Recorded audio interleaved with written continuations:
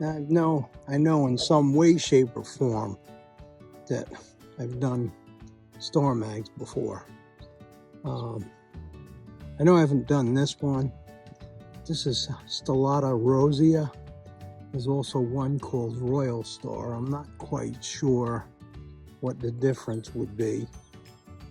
Royal Star is supposed to be a pink, although it is, I think, mostly white, and this has hints of pink in it. And the reason I like to feature this plant early is because one cold night and you're done. You know, frost will take these flowers out pretty quickly depending on the weather. It's a slow grower, likes full sun.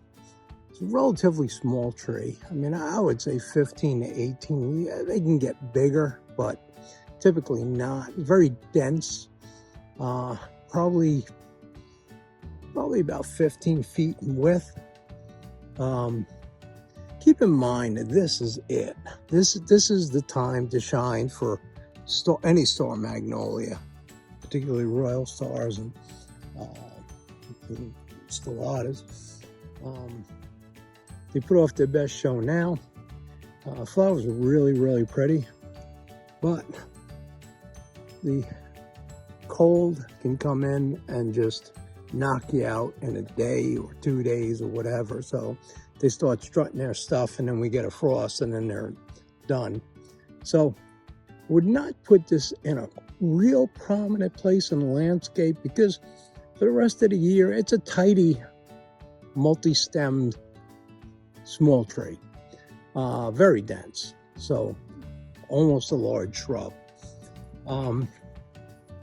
Well-drained soil, again, full sun, not too much in the way of insect and disease problems on this plant. The biggest problem you're going to encounter is Mother Nature, but very hardy. Typically not a deer favorite. Full color, nondescript, yellow. But again, use it where it's a spring accent, because you're not going to get much more out of this plant. Magnolia stellata, and this is Rosea, which is a pink, very, very subtle in the pink.